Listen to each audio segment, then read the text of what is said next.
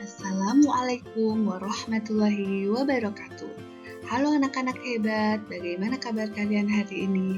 Bu Heni harap kalian semua selalu dalam keadaan sehat dan selalu dalam lindungan Allah Subhanahu wa Ta'ala. Welcome back to our class with Bu Heni. Sebelum kita memulai pembelajaran kita pada hari ini, ada baiknya kita berdoa terlebih dahulu. Mari kita berdoa bersama-sama.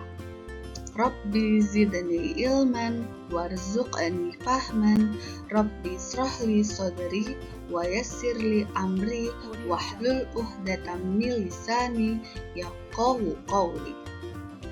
Semoga pembelajaran kita hari ini dapat berjalan dengan lancar ya. Amin. Hari ini kita akan mempelajari pembelajaran tematik di pertemuan pertama pada muatan pelajaran IPS tema 5C subtema 1. Dan hari ini yang akan kita pelajari adalah KD 3.2, yaitu menganalisis bentuk-bentuk interaksi manusia dengan lingkungan dan pengaruhnya terhadap pembangunan sosial, budaya, dan ekonomi masyarakat Indonesia.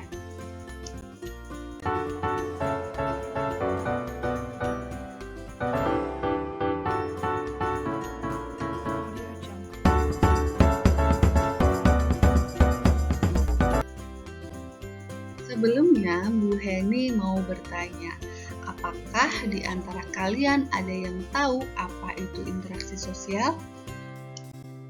Baik, jika ada yang belum tahu apa itu interaksi sosial, maka akan kita pelajari ya. Yang pertama, kita akan mempelajari tentang pengertian interaksi sosial.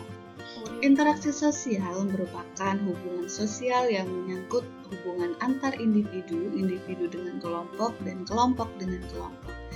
Jika kita simpulkan, maka interaksi sosial merupakan hubungan timbal balik antara dua orang atau lebih dan masing-masing orang yang terlibat di dalamnya memainkan peran secara aktif.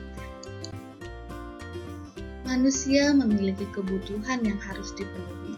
Berbagai kebutuhan tersebut tidak dapat dipenuhi sendiri dan memerlukan orang lain agar dapat terpenuhi. Tanpa adanya interaksi sosial, tidak akan mungkin ada kehidupan bersama. Interaksi sosial merupakan hubungan timbal balik atau saling mempengaruhi antar manusia yang berlangsung sepanjang hidupnya di dalam masyarakat. Tanpa adanya interaksi sosial, kita tidak dapat hidup dan memenuhi kebutuhan, karena kita tidak dapat hidup tanpa bantuan dari orang lain.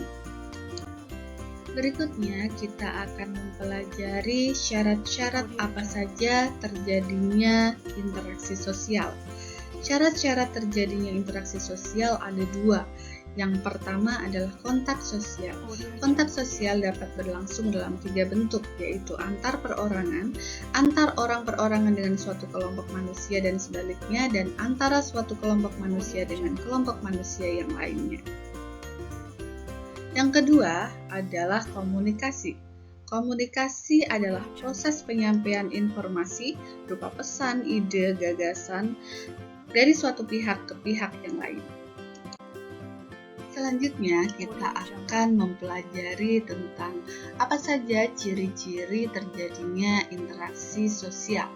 Yang pertama adalah jumlah pelakunya lebih dari satu orang, yang kedua terjadinya komunikasi antar pelaku, yang ketiga mempunyai tujuan atau maksud tertentu, yang keempat dilaksanakan melalui pola sistem.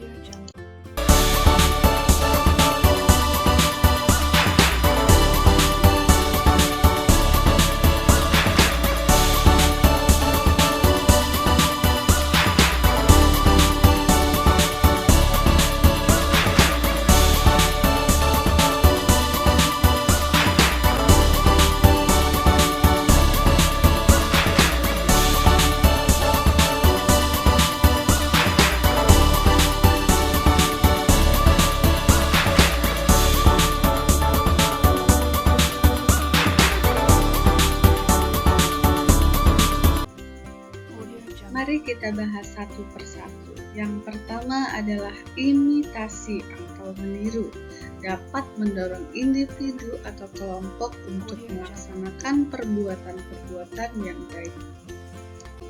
Kedua adalah sugesti.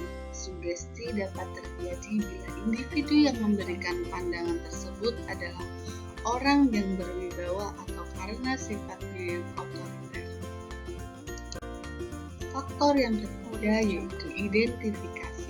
Dalam psikologi berarti dorongan untuk menjadi identik atau sama dengan orang lain secara lahiriah ataupun batiniah.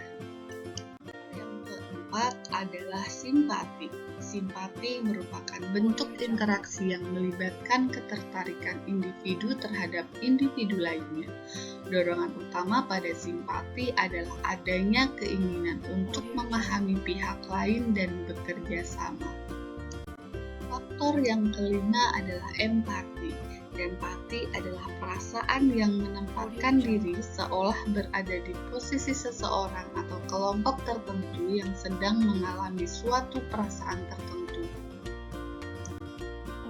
Dan yang terakhir adalah motivasi. Motivasi sering disebut sebagai semangat atau dorongan yang diberikan kepada individu ke individu atau kelompok ke kelompok maupun antara individu dengan kelompok.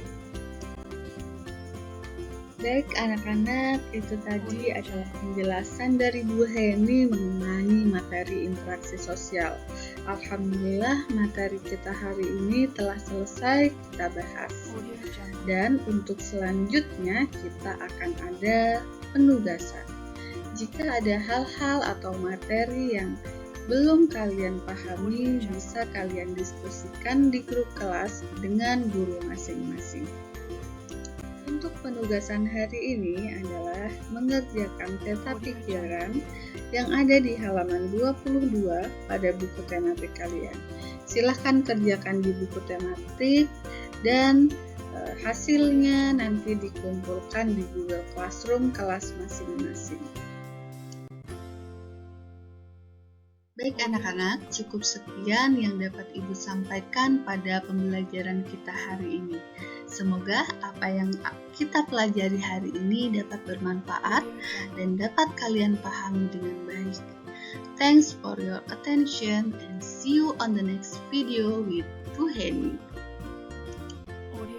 Billahi taufiq wal hidayah. Wassalamualaikum warahmatullahi wabarakatuh.